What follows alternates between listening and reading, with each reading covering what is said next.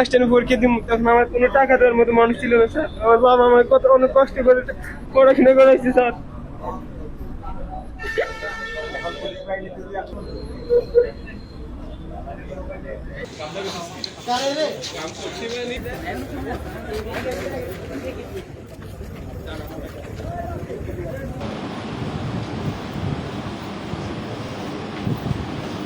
জি না, আমার 101 টাকার বিনিময়ে আমার চাকরিটা হয়েছে। আমার বাবা আমার কৃষিকাজ করতেছে স্যার। আমার বাবা, আমি যখন ক্লাস 10 পড়ি তখন আমাদের পরিবার কেউ টাকা দেওয়ার মতো কোনো মানুষ ছিল না স্যার। তখন আমার পরিবার, যখন আমি ক্লাস 10 পরীক্ষা দিব, তখন আমার কোনো টাকা দেওয়ার মতো মানুষ ছিল না স্যার। আমার বাবা আমার কত অনেক কষ্ট করে পড়াশোনা করাইছে স্যার।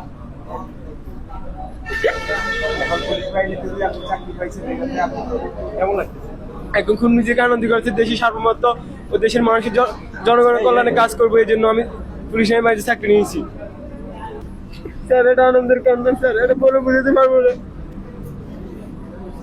এতগুলো ছেলের মাঝে দুজন নারী টিকে আছে। আমার বাবা একজন ক্যান্সার পেশেন্ট, তো উনি এখন মোটামুটি সুস্থ আছেন, ওষুধের উপরে চলে। তো আমাদের পরিবারে এরকম কোনো আয় করার মতো কোনো মানুষ নেই। তো আমি যেহেতু চাকরিটা পেয়েছি, তাই আমি আমার পরিবারের দায়িত্ব নিতে চাই, তাদের পাশে দাঁড়াতে চাই। আমার বাবা কৃষিকাজ করে আমাদের সংসার পরিচালনা করেন। বাবার অক্লান্ত পরিশ্রমে আমি কনস্টেবল পদে এ পর্যন্ত 4 বার আবেদন করেছি, একবারও সফলতার মুখ দেখতে পাইনি। এই প্রথম সফলতার মুখ দেখতে পেয়েছি। এটা আমার শেষ আবেদন ছিল এবং ডিফেন্সের সকল বাহিনী মিলে আমি 12তম বার আবেদন করেছি। অনেক কষ্টের পরে সফলতা পাওয়া, তাই এটা একটা সফলতার কারণ আছে। রাজভূগোলিক কাজ করি, আমার ছেলেকে আমি এই পর্যন্ত আনছি। অবশেষে কিছু এই বিশ্বের দিকে আমার ছোট ভাই আছে, উনি প্রবাসে, উনি কিছু সহযোগিতা করছে। আপনারা জানেন যে এই আমাদের যে পুলিশ নিয়োগ প্রক্রিয়া, এটা একটু আগে যে নিয়মটা ছিল সেই নিয়ম থেকে এখন চেঞ্জ হয়েছে। আগে একদিনে পরীক্ষা হতো, প্রথমে সকালে বাছাই হতো, দুপুরে রিটেন হতো, বিকালে ভাইবা হয়ে একদিনে রেজাল্ট দিয়ে শেষ হতো। কিন্তু এখন কিন্তু এই প্রক্রিয়াটা চেঞ্জ হয়েছে।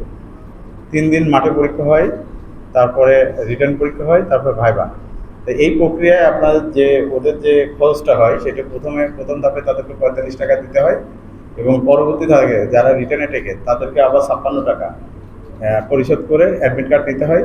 টোটাল 101 টাকা খরচ হয় তাদের। সরকারি যে খরচটা 101 টাকা, এই সরকারি খরচ আমাদের এই 101 টাকায়। এখন এটা আপনারা পরে যারা আজকে উত্তীর্ণ হয়েছে তাদেরকে জিজ্ঞাসা করবেন যে আসলে তাদের কত টাকা খরচ হয়েছে।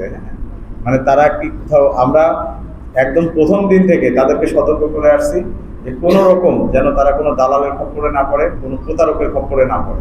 অনেকে কিন্তু বিভিন্ন রকম এই চাকরির বিষয়টা নিয়ে প্রতারণার ফাঁদে ফেলতে চায়। তা আমরা প্রথম দিন থেকেই তাদেরকে সতর্ক করছি, কেউ যেন একটা টাকাও কোনো কারোর পিছনে খরচ না করে, যেটা করবে ওইটাই তার লস। তা আমি আশা করি এখানে যারা উত্তীর্ণ হয়েছে তারা আমাদের কথা শুনছে, এবং আমরাও আমাদের লোকজন লাগাই রাখছি। যদি এই ধরনের কোনো নিউজ আমাদের কাছে আসে, তাহলে আমরা অবশ্যই তাদেরকে আইনের আওতায় আনবো যদি এই ধরনের কোনো ঘটনা ঘটে। আমি আশা করি এই ধরনের ঘটনা ঘটবে না, কারণ এখানে যারা চাকরি পেয়েছে দেখবেন যে অধিকাংশ তারা কিন্তু মানে খুব যে ভালো ইসের থেকে আসছে, ধনী পরিবার থেকে আসছে তা না। সবাই কিন্তু কষ্ট করে একটা পরিবার থেকে আসছে, যেখান থেকে তারা নিজস্ব তার শ্রম এবং মেধার ভিত্তিতেই কিন্তু তারা উত্তীর্ণ হয়েছে আজকে। আর আপনি যে কথাটা বললেন যে তারা যে এই 101 টাকায় বাংলাদেশ পুলিশের নিয়োগ পেল বা চাকরিতে ঢুকতে যাচ্ছে, তাহলে তারা কি দেবে আমাদেরকে পুলিশের পর? আমরা কিন্তু ভাইভাতে আমাদের ভাইভার একটা অংশ ছিল সাইকোলজিক্যাল, মানে মনস্তাত্ত্বিক পরীক্ষা। তো সেখানে কিন্তু আমরা জানার চেষ্টা করছি যে তুমি যে পুলিশে যাবা, পুলিশে দেখি তুমি কি এই যে পুলিশকে মানুষ খারাপ বলে বা বিভিন্ন রকম গালবন্ধ করে, তো তুমি কেন পুলিশের চাকরিতে আসতে যাচ্ছ? এই চাকরিতে তুমি যে পুলিশের সাফ করবা, সে তোমার এটা কি হবে? তো তারা সবাই এটা বলার চেষ্টা করছে যে তারা এটা তাদের আসলে ছোটবেলা থেকে ইচ্ছা ছিল পুলিশে আসার, যেটা বলে আর কি সাধারণত, এবং তাদের ইচ্ছাতে জনগণের সেবা করবে। এই সেবা করতে যেয়ে তারা তাদের যে সততা সেটা মেনটেন করবে। তারা অধিকাংশই আমাদেরকে এই আশা ব্যক্ত করেছে, এবং আমি আশা করি যে তারা এটা তাদের চাকরি জীবনে এটা ধরে রাখবে। কারণ আজকে যে তারা এই যে শুধুমাত্র সরকারি খরচে চাকরিটা পেল, এটা তাদের জন্য একটা বড় পাওয়া। এই পাওয়াটা যদি তারা ধরে না রাখে, তাহলে কিন্তু তারা তাদের পদ থেকে বিচ্যুত হবে। আর আপনারা জানেন যে আমাদের পুলিশে কিন্তু প্রচুর পানিশমেন্ট হয়, এটা কিন্তু আমাদের প্রকাশ্যে আসে না। আমাদের কিন্তু যদি এই ধরনের কারোর নৈতিক অবক্ষয় হয় বা কেউ যদি নৈতিক স্খলন যেটা বলে, এই ধরনের কোনো ঘটনা ঘটলে তাদেরকে কিন্তু পানিশমেন্টের আওতায় আনা হয় এবং তাদেরকে শাস্তি পেতে হয়।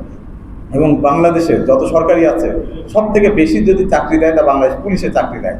এটা প্রথমেই তাদেরকে আমরা এই মাথায় ঢুকাই দিতে দেয়, পুলিশে কিন্তু প্রত্যেকটা পদক্ষেপ অনেক চিন্তা ভাবনা করে নিতে হবে। এখানে যদি কেউ কোনো ভুল করে তাহলে কিন্তু তার চাকরিতে থাকা খুবই কষ্টকর হয়ে যাবে।